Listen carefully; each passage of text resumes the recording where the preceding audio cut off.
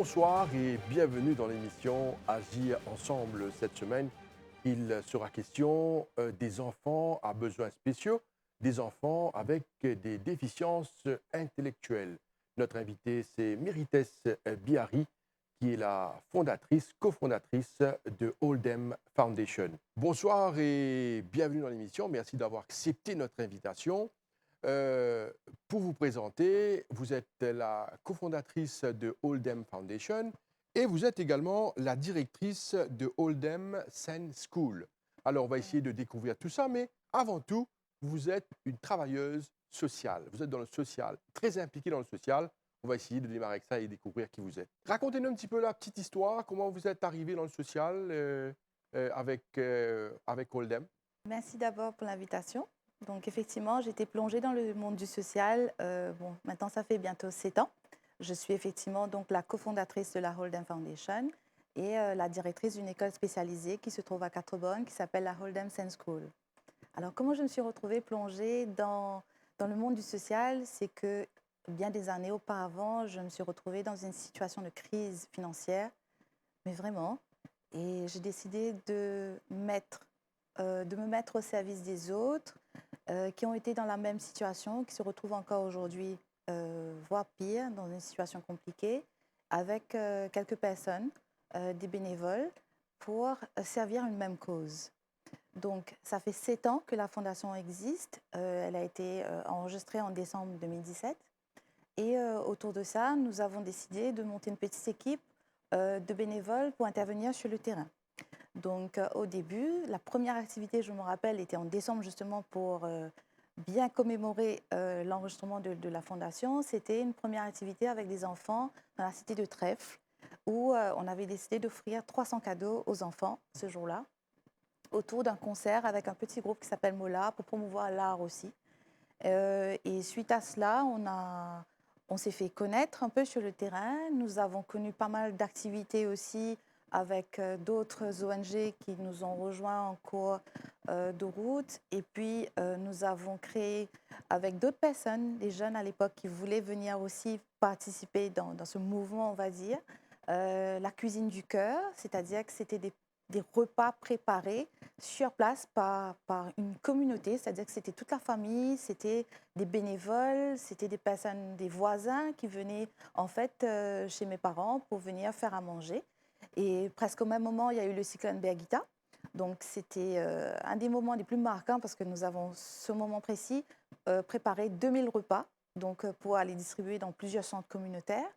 Et petit à petit, nous avons commencé en fait comme ça. Donc, on est allé sur le terrain et on a découvert en fait qu'à cette époque, il y avait beaucoup de personnes qui étaient déjà dans une difficulté euh, en situation de précarité, on va dire.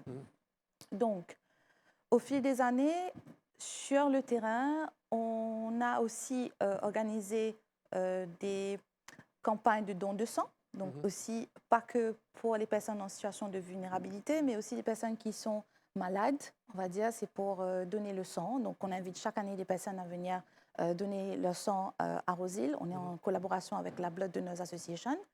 Et voilà, donc petit à petit, la fondation fait son chemin. Méritas Biari, vous avez dit quelque chose de très très intéressant au départ, c'est-à-dire que vous dites que vous avez été dans une situation difficile et puis vous vous êtes mis au service, vous êtes mis au service des autres.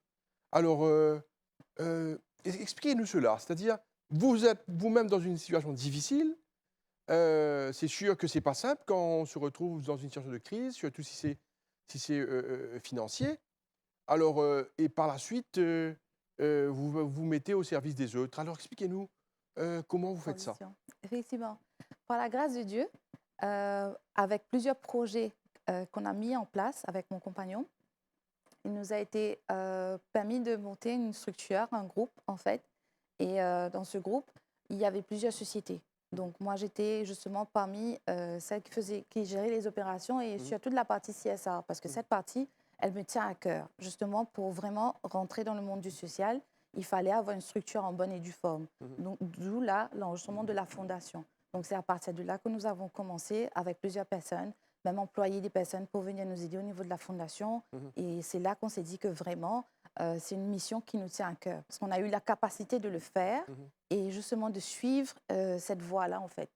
Et j'ai porté plusieurs casquettes aussi. J'ai été dans plusieurs secteurs, que ce soit dans l'événementiel, dans la construction, dans les opérations, je veux dire, dans les supermarchés, même dans les centres d'appel auparavant. Et ce qui m'a permis, en fait, d'avoir beaucoup d'expérience et de justement vouloir continuer dans cette voie-là et de pouvoir offrir à des personnes, ben, que ce soit du travail, que ce soit du temps, que ce soit Mhm. justement avec les actions terrain que nous faisons.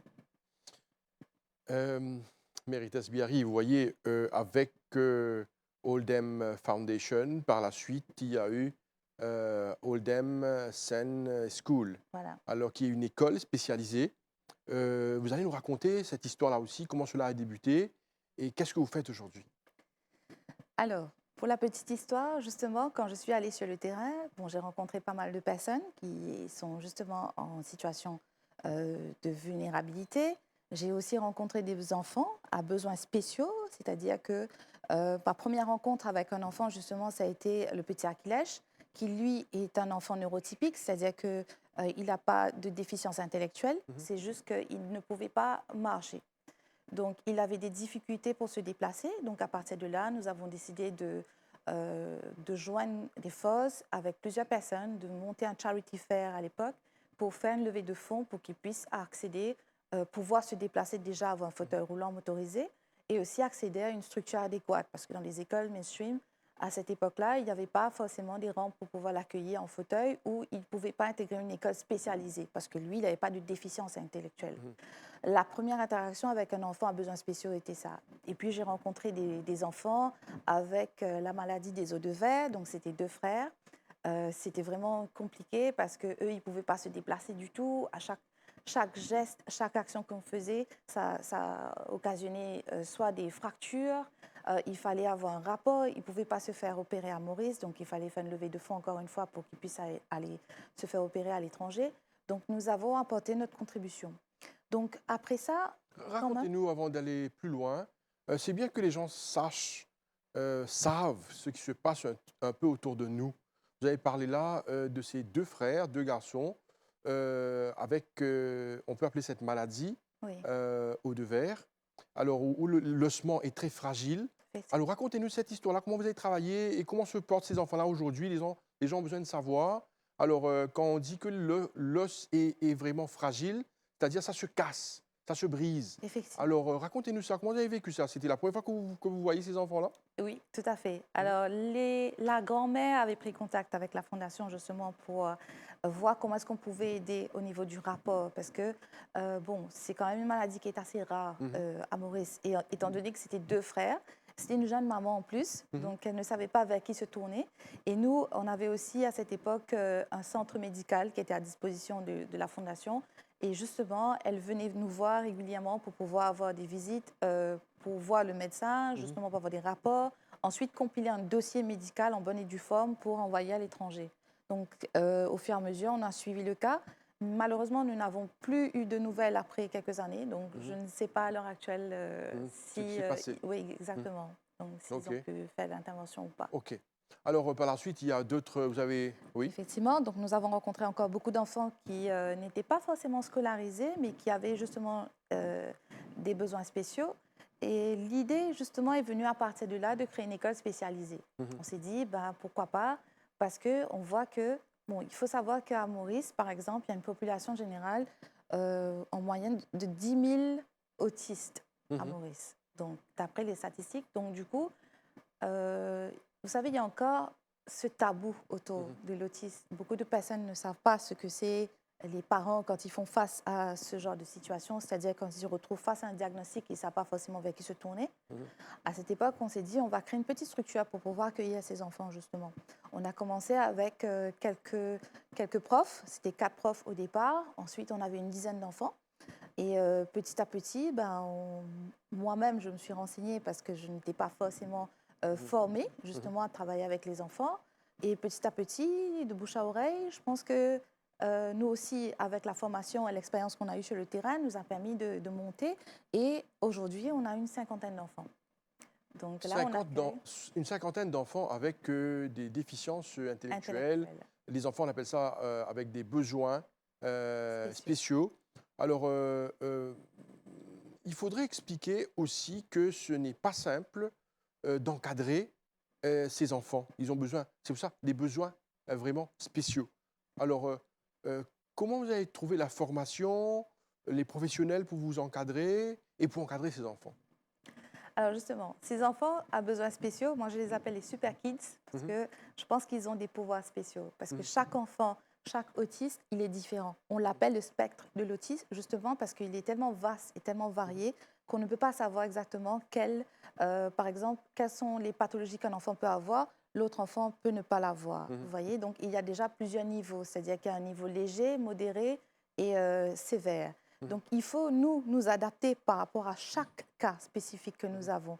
Ce qui fait qu'il y a un programme qui est individuel, qui est spécialisé, qui s'appelle le IEP. C'est un Individual Education Programme que nous avons pour chaque enfant, qui fait qu'aujourd'hui, il faut absolument avoir des personnes qui sont bien formées, bien cadrées. Et on a eu la chance justement d'avoir un personnel qualifié mhm, pour suivre ces enfants depuis le début. Donc, l'école a été enregistrée en 2015. Ce qui fait que ces accompagnateurs, ces profs-là sont avec ces enfants depuis le début. Et petit à petit, on apprend à vivre ensemble, on va dire, parce qu'ils passent pas, comme si une grande partie de leur temps aussi avec nous à l'école. Et on travaille beaucoup en collaboration avec les parents aussi. Des fois, on apprend que les enfants, ils sont différents à la maison, mais quand ils sont à l'école, puisqu'ils sont dans un cadre, mhm, on va dire, structuré, ben, c'est tout à fait autre chose. Donc, il faut mettre en place des thérapies. Donc, nous, on a mis en 3 volets. C'est-à-dire, il y a la partie académique, où l'enfant va apprendre tout ce qui est basique, c'est-à-dire qu'il va apprendre à lire, écrire, etc. Il y a la partie thérapeutique, où elle vient complémenter l'académique, c'est-à-dire qu'un enfant en moyenne, quand il est autiste, hyperactif, qui est bien souvent associé à l'autisme, mhm. il ne peut pas rester en place. Il a une attention particulière de 7 minutes seulement dans une journée.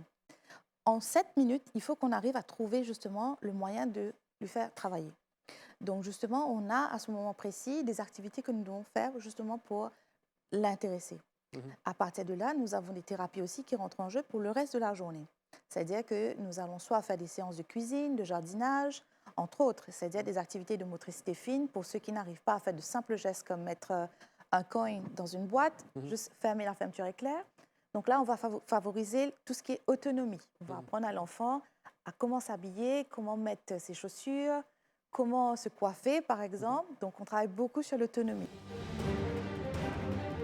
De retour sur le plateau de l'émission Agir ensemble. Notre invité, c'est Mérites Biari.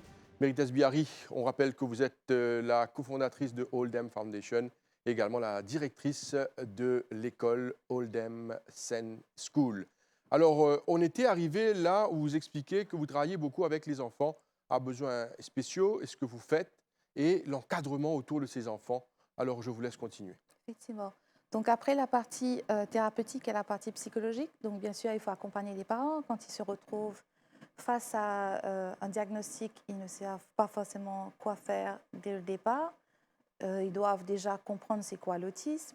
Certains parents se sont retrouvés avec des jumeaux, des enfants qui sont autistes. Donc en même temps, des jeunes parents.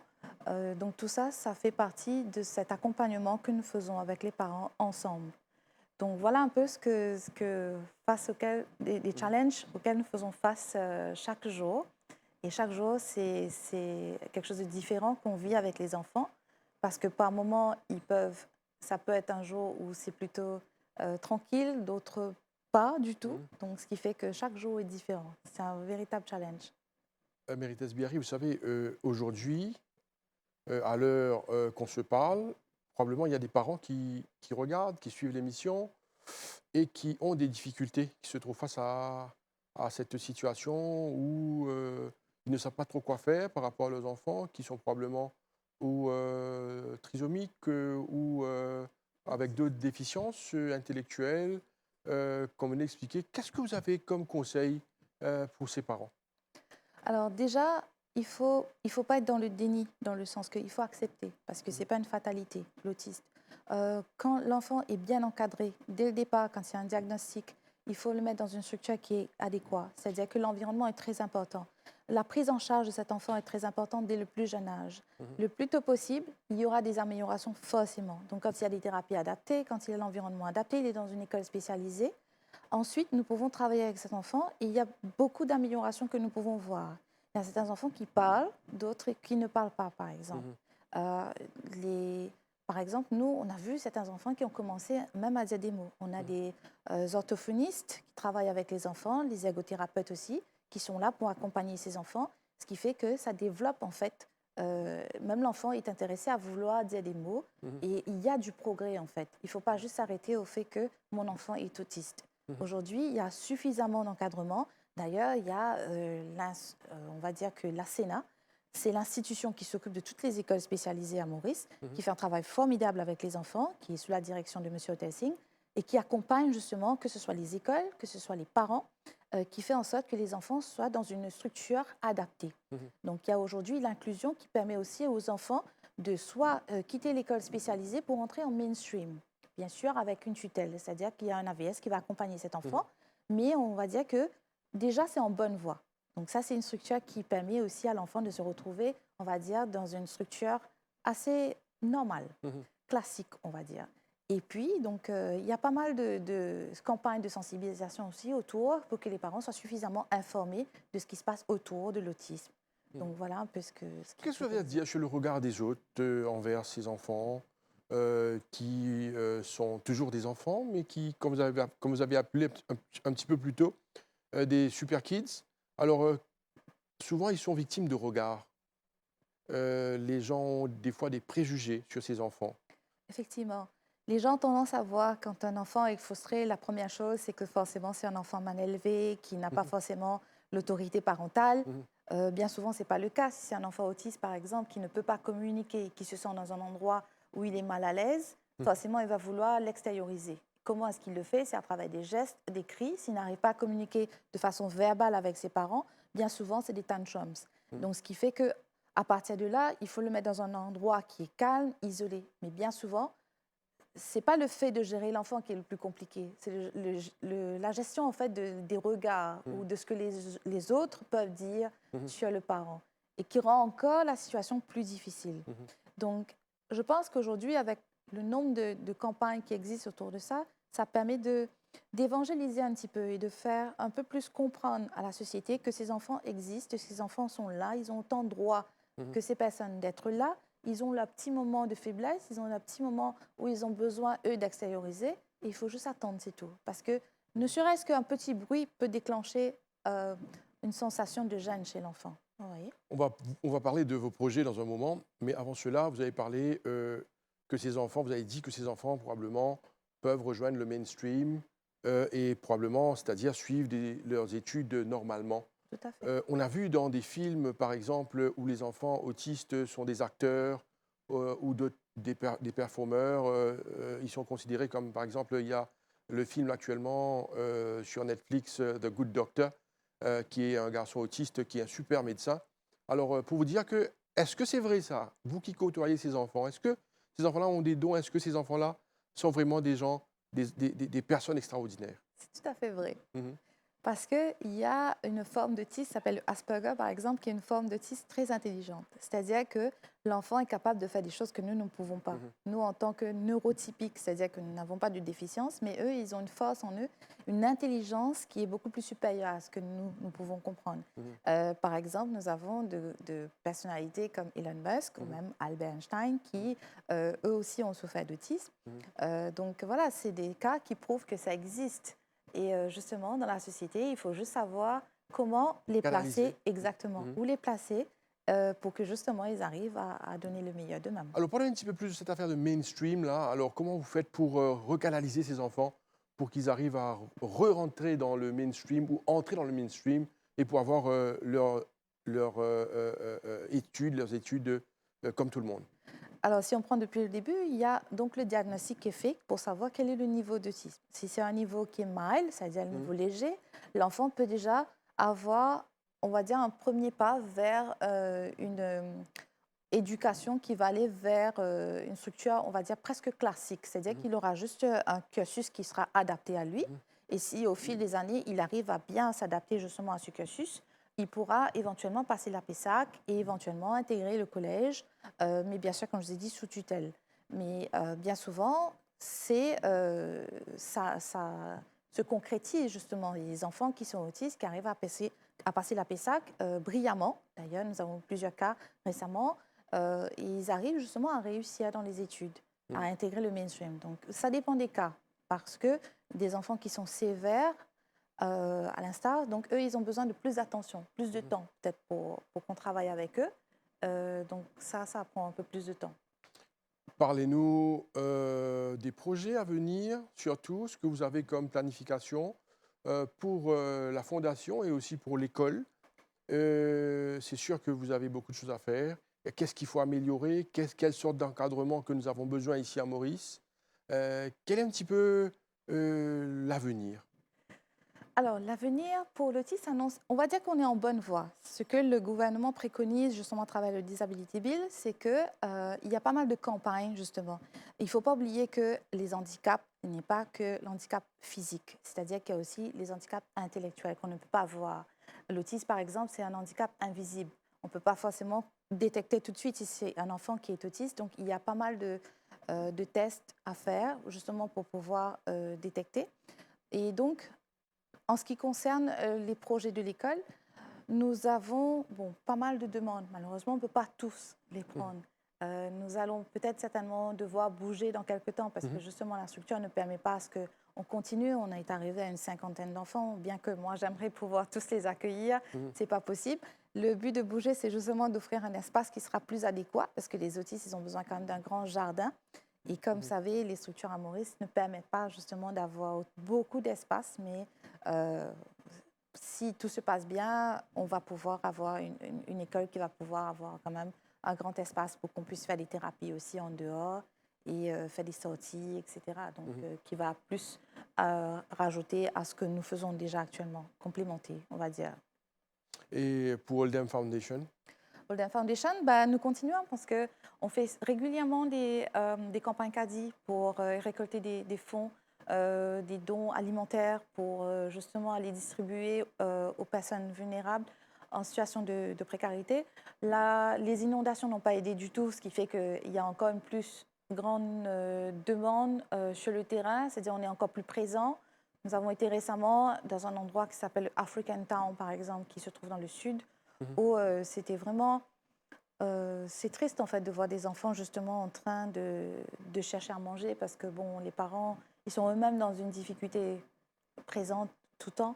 Et ils n'ont pas forcément cette interaction avec les enfants. Donc on ressent ce besoin comme si de l'enfant d'avoir un support. Donc nous, notre équipe a été sur le terrain justement pour aller célébrer la Pâque déjà avec eux et ensuite de chercher des fonds, des vêtements, que ce soit des meubles, du temps, que ce soit les volontaires qui veulent venir, ne serait-ce que pour faire la formation à ces enfants. Donc on continue le chemin. On a beaucoup parlé des enfants dans cette émission. Les enfants à besoins spéciaux. J'aimerais là parler des parents. Comment sont les parents, surtout avec qui ont sous leur charge les enfants comme ça, c'est-à-dire avec des besoins spéciaux? Est-ce que ces parents-là arrivent à s'en sortir? Oui, je dirais. Parce que ces enfants leur donnent beaucoup de courage. Chaque jour, comme je vous ai dit, c'est un jour différent. On ne sait pas à quoi s'attendre. Un enfant autiste, c'est un enfant qui doit être organisé. La vie des parents a sans doute été chamboulée du jour au lendemain de savoir que voilà, ils ont un enfant autiste. Mais comme je vous ai dit, la vie ne s'arrête pas là. Ils ont dû refaire toute la structure, que ce soit à la maison, parce que par moment, les autistes, ils ont besoin d'un calming corner, comme on dit. Ils ont besoin, par exemple, d'avoir une vie très organisée. Le secret, en gros, c'est d'être structuré, organisé, d'avoir un pattern répétitif. Ce qui fait que tout doit se résumer à l'enfant, en gros, et de ne pas créer de chamboulement. Vous voyez? Donc, quand la vie est répétitive, pour l'autiste, il est bien, il est calme, il a son propre rythme, et puis tout va bien. Alors, pour terminer l'émission, la dernière question, quel est le message que vous avez, surtout pour les enfants, les parents qui sont dans ces difficultés? Je redis, je vais utiliser encore une fois ce terme, qui sont dans les difficultés par rapport à... Ils ne savent pas à quelle porte frapper quand ils ont un enfant, surtout avec un handicap. Déjà, ils peuvent se tourner vers la Sénat, comme je vous ai dit, qui fait un travail formidable. Ensuite, soit ils peuvent nous contacter. Nous sommes joignables au 463 52 84. Ne serait-ce que pour écouter, pour savoir qu'est-ce qu'ils ont comme besoin, comment est-ce que nous, on peut aider. Parce que par moment, il y a des parents, effectivement, qui nous appellent, qui ne savent pas avec qui se tourner. Donc, moi, je suis là aussi avec toute l'équipe pour aider ces parents à les canaliser, à les diriger vers les personnes qu'il faut, les thérapies qu'il faut. Déjà pour avoir un bon diagnostic, ensuite pour savoir dans quelle école ou quelle structure qui sera adaptée pour l'enfant. Et à partir de là, ils peuvent avoir les renseignements qu'il faut. Alors, comment faire pour contacter Oldham Foundation ou Oldham Sense School? Alors, joignable au 463 52 84. Mérites Biari, on va vous souhaiter bonne chance et surtout bon courage dans vos entreprises. Et merci d'être passé nous voir. Merci à vous, Josiane. Et voilà, nous sommes arrivés à la fin de l'émission Agir ensemble pour cette semaine. Merci à vous de nous suivre. Restez branchés sur les chaînes de l'MBC. Merci à vous et bonne soirée. Au revoir.